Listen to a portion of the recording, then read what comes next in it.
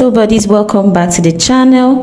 In addition to the previous tutorial I posted, that's the front of this, there is just one last important final step we are supposed to take.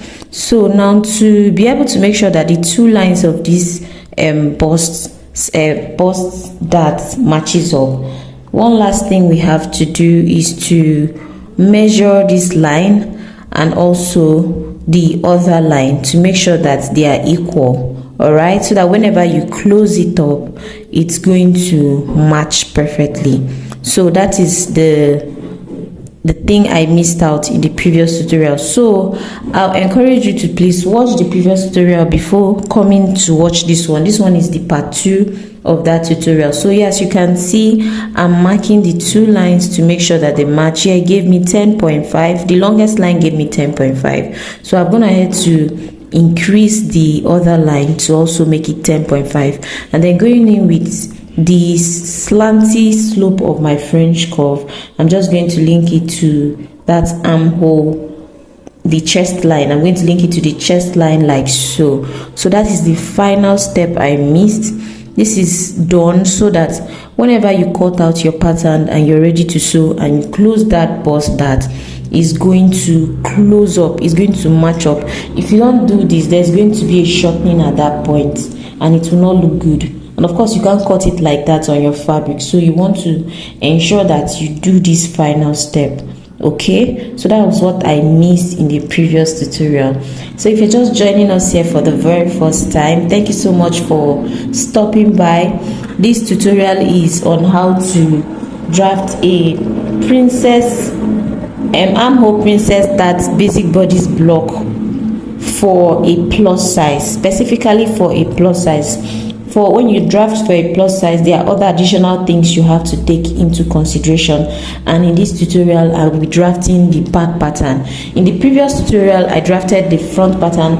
I didn't merge the two of them together because I didn't want the video to be too long, so that is why I separated the front pattern from the back pattern. So please, before you go ahead to watch this particular tutorial, if you're just joining this channel with this video, I encourage you go back and watch the previous. It is the previous video before this one.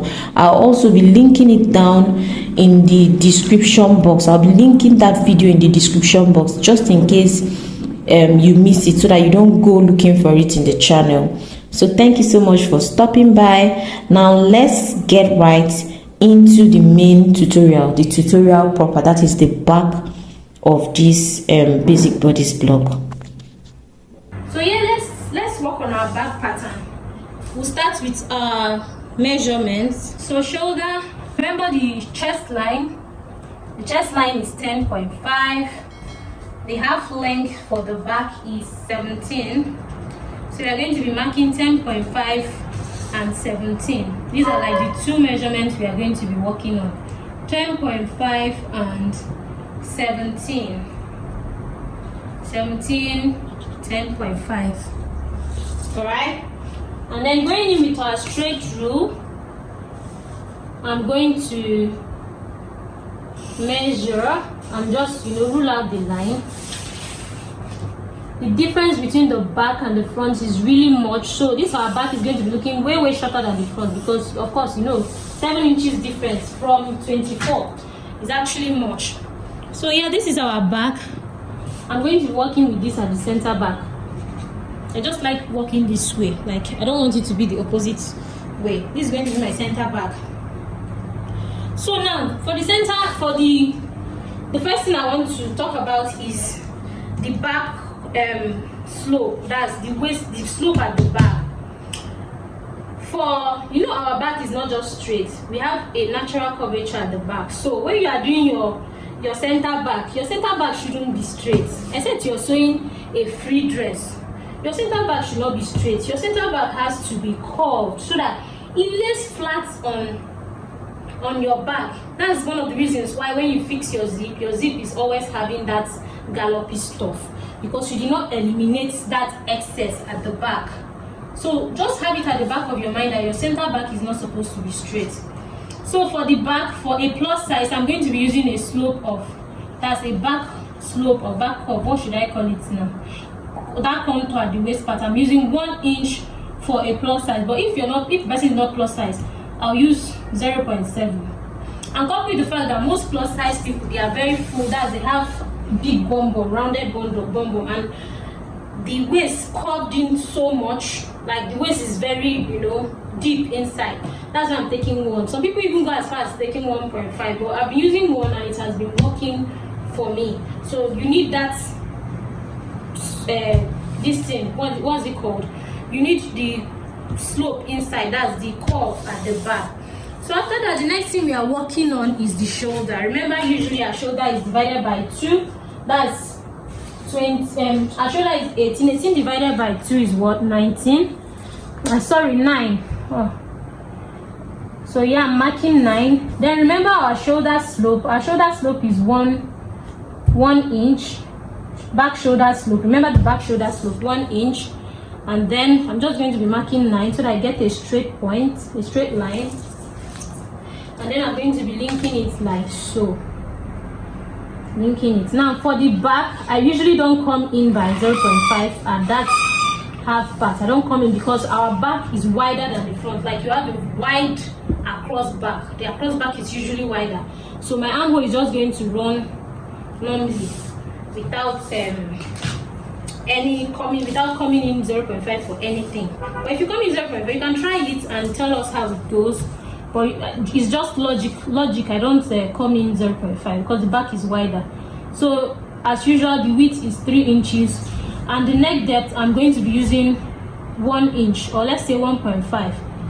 All right, because the neck is at a natural slopiness. Like the neck doesn't sit just straight on the body like this. It's at an angle to the front, and as a result, the front neck is supposed to be lower than the back neck. That's the depth. So that's why I'm using the 1.5 for the back. So naturally the back the back neck is higher than the front neck. So yeah, I'm linking it, and after linking it, the next thing you want to do is to link your, remember the slope. Okay, you don't link it directly, just find the midpoint between this and this. That's what I do. This pattern making method is more like freehand being cut on paper. It's always good for you to cut it on paper. So this is 9 inches, so you just want to find the midpoint of 9 inch, which is 4.5, and then you're going to be linking that point to 4.5. You just link it like so, and make sure it's well rounded. Let's not be too sharp here. Just make it well rounded. So now this is now your center back. The center back, remember, most times the zip is in the center back, so as a result the center back is not on fold. Now remember the waist we used for our back. Our waist was 43, and when we shared it, what the back now had was 20, right? 20.5. What the back had was 20.5. So 20.5 divided by 2 is going to give us 10.25, right? 10.25. So after making your 10.5, so now this is now our center back. We are not now starting from the edge of the paper. This is now our new center back. You will now be following this line as your new center back. So now you start from here. You measure your 20 divided by 2, which is 10.25. 10.25, you mark it. Then for the back half length, I'm going to mark 1 for my back half length, which is 11.25. Sorry, for the back dart. Oh my god, not back half length, please. Back dart, you add 1 inch for your back dart. Alright? Remember the front dart was 2 inches, and that's because of the breast. The back is basically flat, but it's almost flat or a bit rounded, so we still have to add that dart to make it more fitted at the back. So now we've added that. Now the next thing we are going to be working on is the bust. Remember the bust for the back, when we did that calculation, it gave us 23.5. So that's what we are going to be using, 23.5 for the back. 23.5 divided by 4. 23.5 divided by 2 is going to give us 11.75. Then you add 0.75 0.5 for ease, and it's going to give us 12.25. So here, this is 12.25. That is what we are going to be using for the back. We are going to measure it on the armhole because the back doesn't have a bust. The bust is just, imagine you're measuring your bust. It's more like you're just going under your armhole for the back. So that's why we did it like so. We just measured it on the armhole, and when you're done, you just link it. We just measured it on the chest line. Sorry, this is our chest line. This is the chest line, and it's going to be it's going to be a landing point for our armhole. All right, so I've gone ahead to link this up. Now it's time to work. What you now want to do basically is, remember the slope, we've done that already, the shoulder slope 1 inch. So we are just going to be linking it like so. We're going to be linking it, and after that, coming in with your curve, your French curve. This French curve is not really long enough, so I'm just going to place it like this, and it sits here. Ideally, this place is supposed to start from here, but it's not so long enough, so you just place it and it sits like this. So this is now our armhole. The back is pretty straightforward, but I just want to, because of that difference of 7, that's why I'm drafting the back. Ideally, if you know what to do at the back, I wouldn't have, but I'm just assuming we don't all know about it. So now this is the back. Remember the what's it called, the 1 inch. We now want to bring it to the dart. All right, so our bust to bust point is what? Our bust to bust point is 4 that's bust to bust point is 9.5 divided by 2 is 4.5. So after that bust to bust point, 4.75. After you mark your 4.75, sorry, after your 4.75, the next thing you want to do is to divide this 1 inch. Divide this 1 inch into 2. That's half. So you're going to take ½ inch on this side and ½ inch on this side. All right. So after you measure your 4.75, the next thing you're going to be doing is to just link it up to your chest line. Just link it up like so. All right. And then this ½ inch here and ½ inch here, you want to link it and link it. That's how you take your dart. All right. And then the same thing we did for the front. Remember, we are doing the armhole princess dart. The same thing we did for the front. The half of the armhole, we just take the same half, as although the half is not 4.5, but we are going to be taking the same half, so that in case maybe if you're doing like off shoulder, that you are going to be cutting at that part, everything is going to match up. Okay, so with our going in with our French curve now, we are just going to be linking this point to this point like so. We just link it like so. This is how it's going to be. And then now coming into that difference, remember this 7 inches difference, we took out 5 from the front. Now we are going to be adding 2. This extra 2, we are going to be adding it for the back. But the only difference is that we are not going to be adding it at the center front. We are going to be adding it by the side, so that the side of the back and the side of the front will meet up. So when you come here now, you add 2 inches for the side. All right, you add 2 inches, and when you've done that, the next thing you want to do is to link that 2 inches point. You want to link it to the center back like so. So instead of center back to be straight, it's going to be slanty. I know you might be worried saying, isn't it going to be obvious on the, I've tried it and it was not obvious. The back, the half length at the back just went straight. This is actually the trick, because if you have a difference of up to 7-8 inches, this is the way you can tackle it.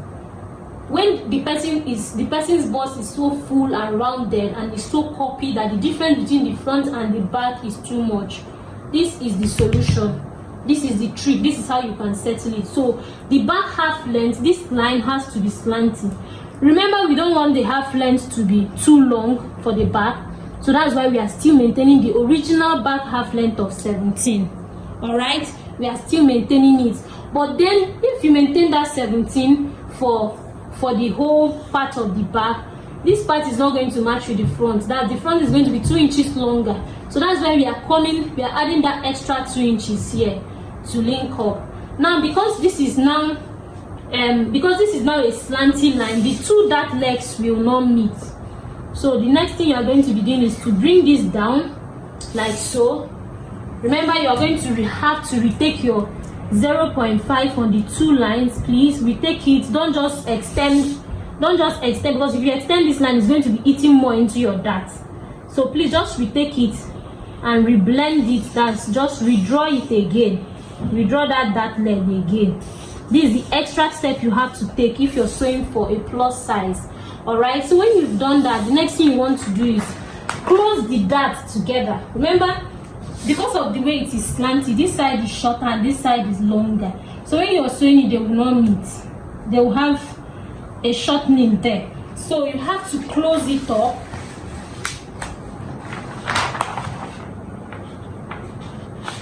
You have to close your two dart legs, making sure that they meet at this line, this straight line.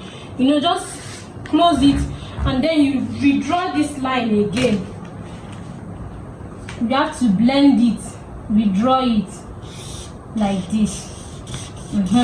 So when you draw it now, it has met. Have you seen? When you open it, you now know your new. I'm not going to open it yet because I want to measure out this. My back half, my back waist 20.5, that's 10.25. I want to remeasure it again. So 10.25, this is where I need. My 10.25 is here because I want to, that's why I did not link it at first. I needed to measure it. So this is 10.25. Then you can now open it. As you can see, this is the new dart leg and this is the second new dart leg. You can now extend this so that it can meet with this. Okay, you have to close it though. Then when you are done, the next thing you have to do is to now link your. So ideally, I'm supposed to do this in broken line because it's going to be temporary. So this is your makeshift. This line now is supposed to be in broken line because at the end you don't now use it again. So this is your new dart leg, all right. And this is the new. So to be sure that everything we did though is correct, final step to show that, to cross check, you have to come to the side because this is the side that will meet with the front and measure it. Here my own is giving me 8.5, approximately 8.5, but that's just almost 8.5. Then what I will now do is I will go to my front pattern and measure it, skipping this one to make sure that it's giving me the same thing. So yeah, I'm going to do it and skip this dart, skip the dart, and you see it's giving me 8.5. I hope you can see that. It's giving me my 8.5, right? So what it means is that when you cut this pattern out and close this dart, when you match it up to the dart of the back, that's you match it to the dart of this back, they are going to match it to the dart of the back, to the side of the back, sorry, is going to match up. So that's how you draft your plus size. Please tell me if you enjoyed this tutorial.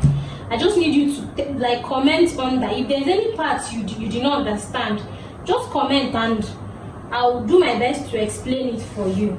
I feel like with everything I've explained, I told you why I did what I did. So now this is going to be your front pattern and this is going to be your back pattern. It has an armhole princess back, same as the front, also has an armhole princess back. So this pattern making technique is good if you don't want to go through the whole process of drafting with the Natalie Brace method. You can agree with me that Natalie Brace method is quite technical, but believe you me, when you've mastered it, it's a very good pattern to use.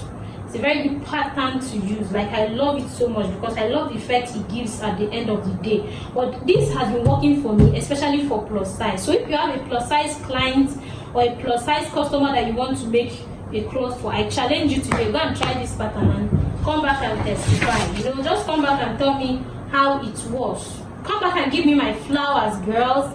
So I'm going to be showing you a picture of somebody I drafted this for. This is actually her measurement I used because I had to look for one of my clients that is quite big to use her measurement and explain this pattern for you. So I hope you enjoyed this tutorial. Please don't forget to hit the subscribe button, like, share, comment your observation. If you feel there's anything I would have done better, please don't forget to indicate in the comment section. If you're just joining us here and you've watched to this very end, I just want to say thank you to all my old subscribers that have been commenting, have been, you know, sending their appreciation and all. I just want to say a very big thank you. Thank you so much for staying with me to the very end, and I will see you in my next tutorial. Bye.